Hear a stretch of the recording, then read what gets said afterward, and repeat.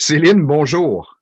Bonjour Stéphane. Alors, comme thérapeute Peak States, si je te dis dès le départ, lorsqu'on se rencontre, je suis anxieux, Hmm, je suis ceci ou cela. C'est quelque chose qu'on entend assez couramment. Moi, je m'amuse lorsqu'un client me dit je suis anxieux. hmm. Je lui dis, ben, enchanté, je suis Stéphane Roy. C'est pas mal. Juste pour lui faire réaliser. Et là, la personne, souvent, ben, on appelle ça une rupture de schéma, c'est que la personne, elle comprend pas trop ce qui se passe, pourquoi j'ai dit ça. Vrai. Ah oui, je Alors, ne suis c'est peut-être pas que anxiété. exactement. Donc, comment on appelle ça en termes, dans le jargon de l'Institute for the Study of Peak States? Le trauma générationnel. Exactement. Et c'est quand même Disons, assez impactant, hein. Ça représente c'est ça. 50%? Alors, disons, ensemble, les traumas biographiques et les traumas générationnels, et ce qu'on appelle donc les traumas simples, ça représente quasiment 70, c'est-à-dire 70% de tous les problèmes qu'on peut rencontrer avec un client. Enfin, de tous les problèmes qu'une personne peut rencontrer dans sa vie, Wow! en fait. 70%, c'est donc Ouais, c'est assez énorme. vraiment, mais vraiment important. Et puis, tu vois, quand tu as la personne qui arrive et qui dit je suis anxieux, alors la première question que moi je lui poserais, c'est est-ce que vous vous définissez comme une personne anxieuse? Est-ce que c'est votre manière générale d'être? Ou est-ce que certaines situations vous rendent anxieux? Puisque ça va me permettre de faire la différence entre justement le générationnel, où On peut c'est aller plus vraiment loin comme aussi. ça qu'on On se peut aller plus ressent. loin. Est-ce qu'il y a des gens Mhm. dans votre famille qui C'est vivent l'autre question qu'on va poser, ouais. aussi cette anxiété et la différence entre les techniques Peak States qu'on utilise, Céline et moi, et les techniques, par exemple, de PNL ou autres, c'est que dans les autres techniques, on va remplacer Mhm. cette croyance identitaire par une autre croyance. Mais Mhm. on ne fait que masquer le problème. On ne règle pas le problème. Alors, du coup, c'est vrai que je fais une petite aparté là-dessus parce que personnellement, j'utilisais beaucoup les techniques de transmutation des émotions avant de découvrir les techniques Peak States. Et quand quelqu'un a observé un petit peu comment je fonctionnais, il m'avait dit oh, tu as beaucoup de ce qu'on appelle les contournements de gènes. Bon, je ne savais pas trop ce que c'était, mais c'est exactement ça. C'est-à-dire, au lieu d'aller vivre l'expérience, je transmutais la tristesse ou l'anxiété en énergie de confiance en moi, en énergie de joie. Et en tout cas, voilà, ce que j'ai pu découvrir, c'est que ça guérissait pas, même si moi, je me sentais mieux, hein, sur le coup, c'était super, ça marchait très bien.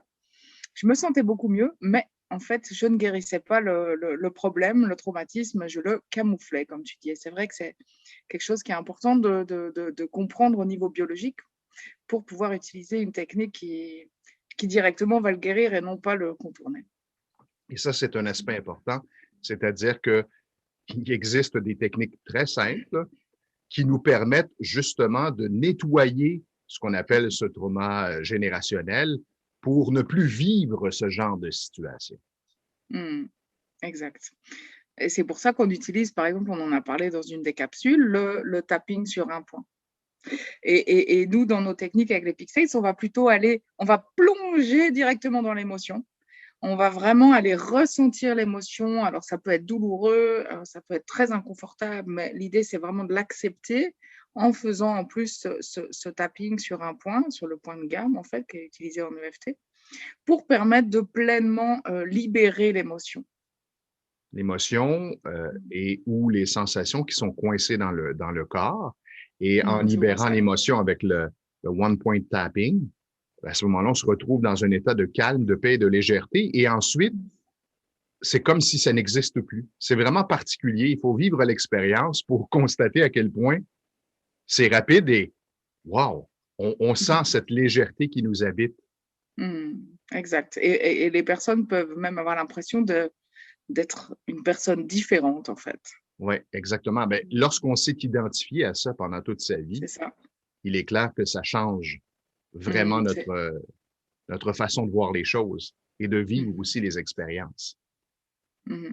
Oui, pour des personnes qui viennent, par exemple, et qui ressentent régulièrement une sorte de tristesse, de mélancolie qui est là, qui est toujours là, qu'ils ont toujours connu, là, souvent, c'est du transgénérationnel. Et quand on guérit ce traumatisme, quand on libère ce traumatisme, en fait, d'un seul coup, la personne devient plus légère, plus joyeuse, en fait. Elle a accès à une forme de joie qu'elle pouvait ne pas avoir connue avant, en fait, parce qu'il y avait toujours cette chape de plomb au-dessus, de tristesse, de nostalgie, de mélancolie.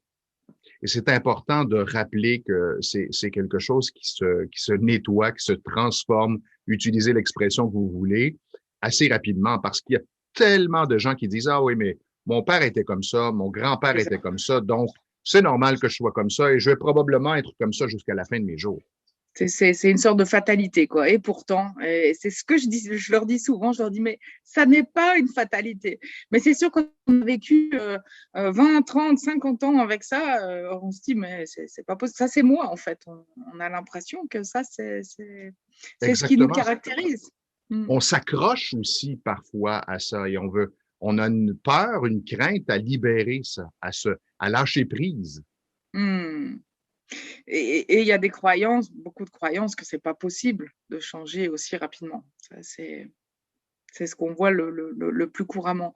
En règle générale, quand c'est de la dépression ou autre, les personnes ont quand même envie de s'en débarrasser, quoi. Après, le côté colérique, là, j'ai plus vu des personnes qui disent, bon, bah non, ça c'est normal, c'est moi, c'est ma manière de m'exprimer, c'est ma manière d'être, je suis quelqu'un avec le sang chaud, voilà. Donc, en fonction des émotions et puis de la souffrance que ça amène à soi ou aux autres, la personne ne le vit pas aussi de la même manière et n'a pas la même envie de s'en débarrasser. Et ce qui est aussi intéressant d'observer par la suite, c'est à quel point ça peut avoir un impact sur la relation qu'on a, par exemple, avec nos parents, s'ils sont encore vivants, avec les gens de notre famille proche. Avec nos partenaires de vie, nos enfants. Parce que Exactement. c'est vrai que quand on guérit aussi, quand on libère ce type de traumatisme, de blessure, ça agit aussi sur nos parents et sur nos enfants. Ça a un impact C'est global. ça. C'est ça, c'est que ça agit sur nous-mêmes, donc forcément ça a un impact sur nos relations avec les autres, mais semble-t-il, ça agit aussi, ça va guérir aussi une partie de ce qui se trouve chez nos parents et de ce qui se trouve chez nos enfants. Ça, c'est assez incroyable. Incroyable et mystérieux, mais ça s'explique en plus avec l'Institut. Ce qui est intéressant, Mhm. c'est que il y a une explication très scientifique, en fait biologique, sur Mhm. la procédure, qu'est-ce qui se passe, pourquoi est-ce que on réussit à libérer telle ou Mhm. telle émotion, comment En ça fait, se fait. ouais, je vais redire ça rapidement, même si on l'a un petit peu expliqué, mais en fait, dans notre modèle, ce qui se passe, c'est que s'il y a une émotion, c'est en fait une réaction émotionnelle qui est bloquée parce que notre corps n'est pas capable de synthétiser un certain type de protéines dont le corps aurait besoin pour répondre de manière adéquate dans la situation. Donc, en fait, c'est un blocage qui se situe au niveau du gène, de certains gènes, et c'est un blocage qu'on appelle en biologie, enfin, qui est dû en biologie à ce qu'on appelle des modifications épigénétiques. Donc, c'est des petites molécules chimiques qui viennent s'ajouter ou s'enlever et qui vont faire que le gène va être mieux traduit ou plus traduit. Donc, en règle générale, c'est plutôt des blocages. Donc, le gène est bloqué et du coup, le gène ne peut plus être traduit en protéines. Donc, le corps n'a pas accès à cette protéine et c'est ce qui génère des sensations physiques et des émotions. Bon, on a parlé Et, du one point tapping. Si ça ne fonctionne pas, alors admettons par exemple que pour une personne qui tente l'expérience, c'est plus ou moins efficace. Ce qui est aussi intéressant, c'est qu'on a plusieurs autres techniques complémentaires, différentes, ou qui permettent aux gens d'avoir accès à cette libération. oui, en fait, le tapotement sur un point, disons, c'est la version simple et qui peut fonctionner dans la majeure partie des cas quand la personne est vraiment capable déjà d'elle-même d'aller se concentrer, porter son attention à l'intérieur du corps, sur les ressentis physiques, sur les ressentis émotionnels, et capable de rester assez longtemps avec ça et d'avoir aussi cette capacité d'acceptation, de laisser vivre ce qu'elle a et en plus d'ajouter le tapping, hein, parce que le tapping, c'est important pour éliminer ce qu'on appelle toute la chaîne du traumatisme. Mais maintenant, ce n'est pas donné à tout le monde de faire ce travail Ouais. seul. Donc, vraiment, pour ceux qui arrivent, je vous invite complètement à expérimenter ce tapotement sur un point en allant vivre l'émotion dans le moment présent. Mais ensuite, ce qu'on utilise, nous, en tant que thérapeute Peak State, c'est les techniques de régression. Donc, c'est pareil, il y a d'autres techniques qui proposent cette régression dans le passé. Je fais une petite Ouais, parenthèse vas-y. parce qu'ici, bon, il y a une loi importante qui protège les psychothérapeutes et les psychologues et la régression fait partie de cette loi-là. Mm. Dans le cas de l'Institut, c'est pas une régression conventionnelle ou ce qu'on est habitué d'entendre. C'est plus une régression sur les ressentis. Alors, C'est ça. régression sur la sensation et sur l'émotion pour Mm. aller au premier événement où on a vécu ça Exact. et ensuite libérer en acceptant notamment, effectivement. En fait, je décris souvent ce qu'on fait comme un voyage dans le corps. Donc, on pourrait le dire Voyage de dans le cette corps, manière-là. belle C'est-à-dire image. que ouais, on se base sur ce que la personne ressent dans une situation. Par exemple, tu prenais l'exemple de l'anxiété, voilà. Et puis, si c'est quelque chose qu'on a pu identifier comme étant un problème transgénérationnel parce que le père a le même problème, le grand-père avait le même problème, voilà, on va poser différentes questions quand même pour être sûr de l'origine ou pour en tout cas établir une cause. Et puis ensuite, on va aller en effet au premier moment où le problème a eu lieu, où en fait le gène a été bloqué, l'expression du gène a été bloquée. Ce que je trouve intéressant, c'est qu'aujourd'hui en biologie, on sait que vivre un traumatisme va entraîner des modifications épigénétiques et peut bloquer l'expression du gène. Mhm. Donc, nous, notre hypothèse, au départ, elle ne part pas sur ce qui a été décrit en biologie, puisque d'ailleurs, ça n'était pas encore décrit à l'époque, Ouais. quand Grant a développé toutes ces techniques. Mais en tout cas, l'hypothèse, c'est qu'on peut réverser ces modifications épigénétiques et donc réactiver l'expression du gène. Et c'est ce qu'on va faire quand on va aller voyager dans le premier moment où le problème s'est posé. Et dans le cas du générationnel, ben, c'est la lignée ancestrale et on recule jusqu'au premier ancêtre qui avait cette sensation, cette émotion pour la libérer. Alors moi, j'ai envie de donner quelques exemples parce que peut-être que tu en as aussi. Vas-y. J'ai une personne, par exemple, qui venait pour travailler sur l'argent et qui, à un moment donné, régresse jusqu'à une ancêtre qui était de sang bourgeois, donc en France. Et même si la personne connaissait en fait l'histoire de cet ancêtre, elle n'avait jamais fait le lien avec le fait que cet ancêtre, non seulement elle avait perdu sa particule à ce moment-là de l'histoire, donc au moment de la Révolution, mais en plus, elle avait dû lâcher tous ses biens. Donc, c'est ce que la personne a pu expérimenter dans la régression. C'est-à-dire se rendre compte qu'en fait, avoir de l'argent signifie mourir. Donc, la personne ne pouvait pas gagner d'argent dans sa vie, sinon Mhm. ça voulait dire mourir. Absolument. Et voilà, ça, c'est un des exemples très forts où finalement, même si on connaît l'existence de cet ancêtre, quand on le vit et quand on l'expérimente par rapport à une problématique qui est dans notre présent, ça prend, on a accès à d'autres informations en fait. Et on le vit complètement différemment. C'est très, très fort en fait comme expérience.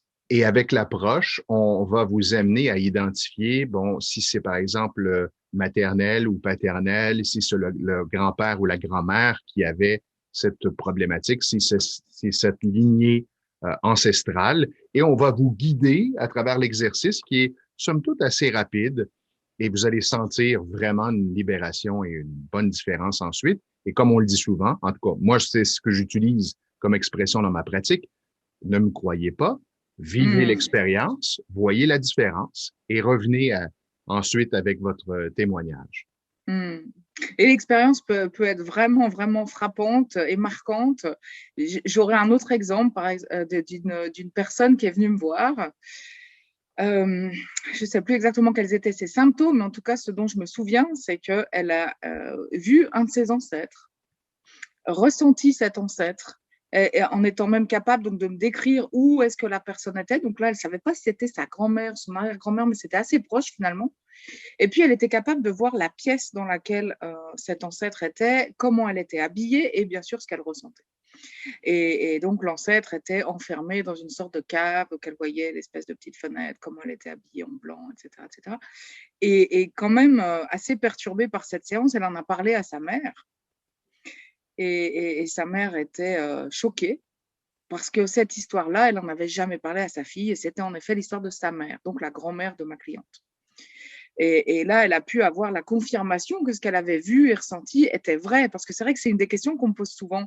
Quand les personnes font une certaine expérience et retrouvent des souvenirs d'ancêtres, etc., ils me disent, mais est-ce que c'est vrai? Est-ce que vraiment, si je fais des recherches, je vais trouver un ancêtre qui a vécu ça? Bon, moi, ma réponse, c'est si vous voulez faire des recherches, faites-le, mais ce qui compte, c'est est-ce que votre problématique dans le moment présent est libérée, finalement, c'est la seule chose qui est importante. Mais voilà, là, j'ai eu un des cas où c'était frappant parce qu'elle n'était pas au courant de cette histoire et elle a pu retrouver l'histoire. Dans mon cas à moi, je vais me permettre de raconter ce que j'ai vécu.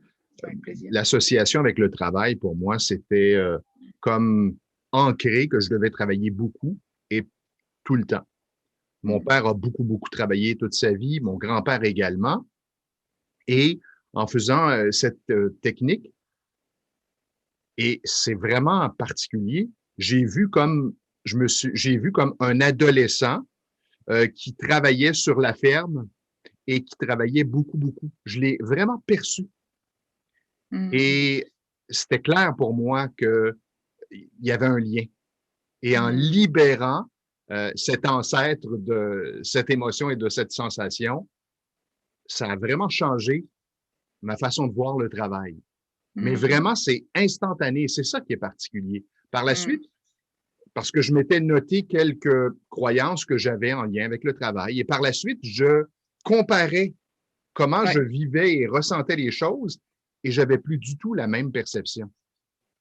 Ça, c'est mon expérience, là. C'est l'une de mes premières expériences avec cette technique. Ouais, je te remercie de ton partage parce qu'en plus, quand c'est un vécu personnel, c'est extrêmement fort. Les gens peuvent sentir dans ce que tu nous dis là à quel point ça a changé les choses. Et parfois, comme tu le dis, on peut vraiment avoir conscience comme ça transforme notre vie. Puis d'autres moments, on peut aussi être tellement normal, se sentir tellement normal après une guérison qu'au contraire, on a oublie l'impression que ça n'a même jamais comment on existé. était. Voilà, on oublie même.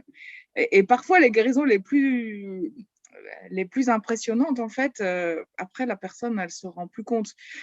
Bon, je vais partager une autre expérience que j'ai eue avec les guérisons transgénérationnelles, qui est personnelle aussi, où je me suis rendu compte, là, c'est pas un exemple d'un moment où j'ai oublié ce que c'était, mais c'est vrai qu'après quelques années, en fait, on oublie qu'on a pu être comme ça. C'était en lien avec un profond désespoir qui pouvait survenir. Et en fait, j'ai retrouvé un ancêtre qui, à un moment donné, est loin de son village et il voit tout son village en train de brûler. Donc, non seulement il a perdu tous ses points de repère, tous ses amis, toute sa famille a péri dans ce massacre. Je pense que c'était un massacre. Et il a perdu son travail, sa maison, ses proches et tout son village. Toute son histoire, en fait, part en fumée. Et il regarde ça partir en fumée. C'était... J'ai mis un petit moment, quand je dis un petit moment, c'est 40 minutes, je pense, à guérir ce traumatisme. Et après ça, j'ai vécu une expérience extraordinaire. Donc vraiment un état de conscience de communion avec le tout, de grande expansion, de joie. Là, c'était vraiment quelque chose de très fort qui avait eu un impact, en fait, dans plein de domaines de ma vie, même si ça restait inconscient. Wow. Ce qui est vraiment important de rappeler aux gens, parce que on n'a pas été habitué, peut-être même éduqué de cette façon, c'est d'accepter de ressentir. Plutôt que de faire semblant que ça n'existe pas, cette émotion ou cette problématique, c'est de l'accepter, de la ressentir et de s'accorder du temps pour s'intérioriser. Parce que on trouve tellement de réponses lorsqu'on se ferme les yeux, qu'on se connecte à ce qu'on ressent à l'intérieur de soi. On va percevoir des émotions, on va percevoir des sensations. Et si vous regardez nos capsules, vous avez déjà quelques outils pour faire du nettoyage, vous libérer de ces émotions. Prenez l'habitude et plus on le fait, plus ça devient rapide et facile d'identifier, ah, tiens, là, je ressens telle émotion en pensant, par exemple, à telle situation ou à telle personne. Si vous n'êtes pas dans un état de calme, de paix et de légèreté, c'est qu'il y a quelque chose à nettoyer. Hmm. Oui, c'est vrai que c'est un changement de paradigme en fait quand on étudie cette vision des choses des peak states. C'est que tout est traumatisme. Ouais, Donc exactement. ça peut paraître sombre, mais en Mm. réalité, non, ça explique beaucoup de choses. Et justement, le fait d'en prendre conscience, ça nous donne déjà le première étape pour pouvoir s'en libérer. Si on n'en prend pas conscience, on ne peut pas changer, on ne peut pas vivre mieux, en fait. Et au fil de ces capsules, on va vous faire découvrir d'autres approches, d'autres problématiques qui peuvent être réglées de façon rapide, efficace et durable. Avant qu'on se quitte, il y a une question que je voulais te poser la semaine dernière et la Dis-moi. personne m'est revenue à la charge avec cette question parce que Elle a bien fait. c'est une personne qui pratique l'EFT, OK.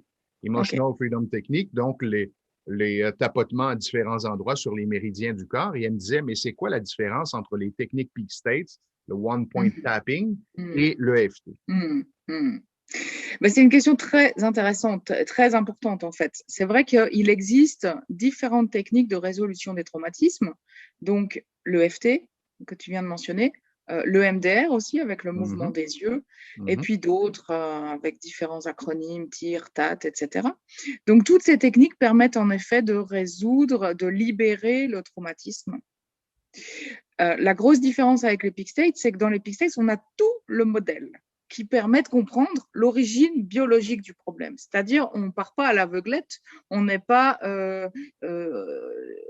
disons, quand on travaille sur une émotion, en fonction de ce que la personne va nous décrire comme sensation physique, comme émotion, comme localisation, comme type de douleur, par exemple, ou type de gêne, ça va nous donner une indication sur quel est le traumatisme.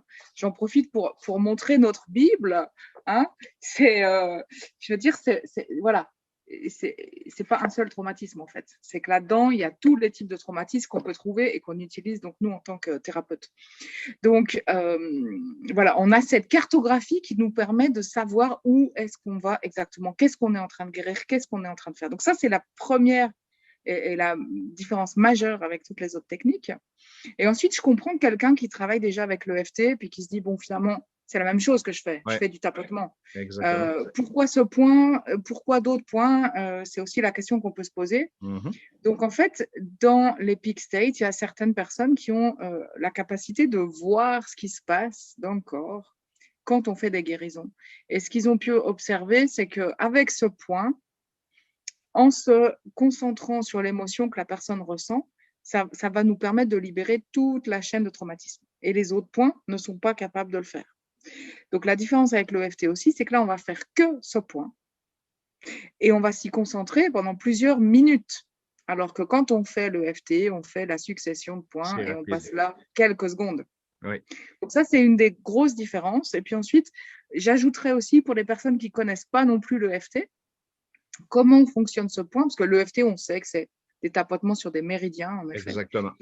Donc là, en effet, le tapping sur le point de gamme va travailler sur des méridiens énergétiques qui vont permettre d'avoir un impact sur nos chakras. Et en fait, de manière plus profonde sur nos gènes. Donc, c'est ce que je dirais de manière rapide pour expliquer un petit peu l'effet. Et puis, pour dire que certaines personnes ont pu l'observer. Et encore une fois, c'est de l'expérimenter, de vivre l'expérience pour comprendre. Moi, c'est souvent le premier exercice que j'utilise, la première technique lorsque j'ai un client qui est un peu sceptique, qui me dit, ouais, ben, est-ce que vraiment ça fonctionne? Et que là, j'identifie, bon, que c'est ce qu'on appelle un trauma biographique. Et là, je l'amène à faire du tapping sur le point de gamme et la personne me dit, wow, je sens que ça se dégage, ça se libère, ça diminue. Parfois, ça augmente momentanément et pour ensuite complètement disparaître. Oui, Moi, j'avais eu j'avais travaillé avec une personne qui faisait de l'EFT à l'époque. C'est vrai que ma peur, à l'époque, j'avais travaillé sur la peur des araignées. Ma phobie avait diminué, mais elle n'était pas vraiment réglée. Puis c'était parti pendant quelques semaines, puis c'était revenu. Mais une fois de plus, bah voilà, quand on fait toute la séquence de points, on ne va pas passer autant de temps. Donc, le résultat est vraiment différent. Si vous faites juste le tapping là-dessus, et ça, c'est la deuxième expérience que j'avais faite, c'est la première fois que mon ami m'a parlé de la technique Peak State, il m'a fait faire le tapping pendant un peu plus de 30 minutes en étant juste concentré sur la colère que je ressentais dans telle situation. Mais j'avais encore du mal vraiment à comprendre comment rester dans le corps, parce que j'avais l'habitude de faire la méditation. Donc, moi, je partais plutôt en dehors du corps, j'étais bien, je sentais plus les émotions, c'était Je super. flottais, ta Voilà, conscience flottait à super. l'extérieur. J'étais en samadhi, c'était parfait. Donc là, ça m'a demandé de faire tout un désapprentissage et pour réexpérimenter des choses nouvelles, de revenir dans le corps et de simplement faire le tapping. Et là, au bout de quelques minutes, et peut-être j'exagère en disant 30 minutes, mais au bout de quelques minutes, j'ai senti vraiment des choses qui se passaient dans mon corps. Et là, je me suis dit, oh, mais c'est OK, il se passe quelque chose en faisant juste le tapping. Donc, simplement ça, déjà, ça, tout le monde peut le faire. Oui, Juste le exactement. tapping et puis vous familiariser avec cette expérience d'être dans le corps. Mhm. La semaine prochaine, je propose ce sujet, les états de conscience Mhm. extraordinaires. Introduction seulement alors. Alors, il y a des gens qui vivent ça tout le temps, alors qu'il y en a d'autres qui n'ont jamais goûté à cet état, ou en fait, il y en a plusieurs, et c'est ce dont on va parler la semaine prochaine. Donc, soyez fidèles au rendez-vous. Merci, Super, je me Céline. réjouis de te retrouver et de vous retrouver tous. Au revoir. Bye.